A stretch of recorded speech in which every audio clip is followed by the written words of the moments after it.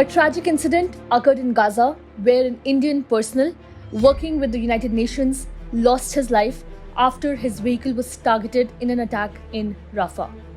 This marks the first international casualty for the UN since the onset of the Israel-Hamas conflict. The loss of life underscores the dangers faced by humanitarian workers in the conflict zones.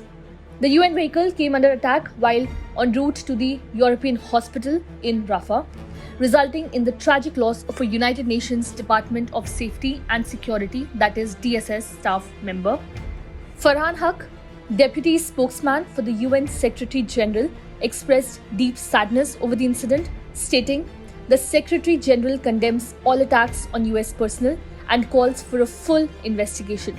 This event underscores the urgent need for ensuring the safety and security of humanitarian workers operating in conflict zones."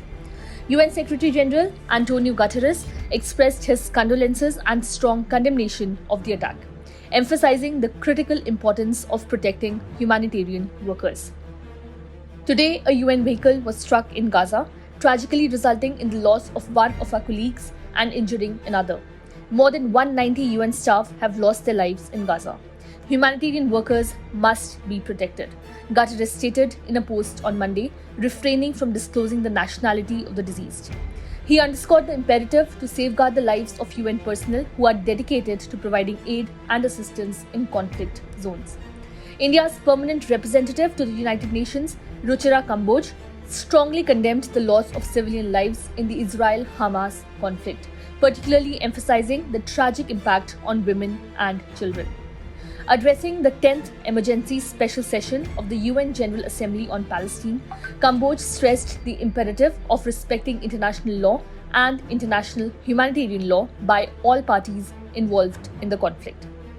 This comes days after the United Nations backed a Palestinian bid for membership on Friday, with 143 countries, including India, voting for recognition.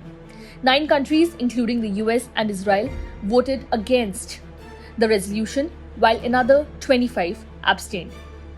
The UN General Assembly also called for the UN Security Council to reconsider the matter favorably after the US vetoed a similar move last month.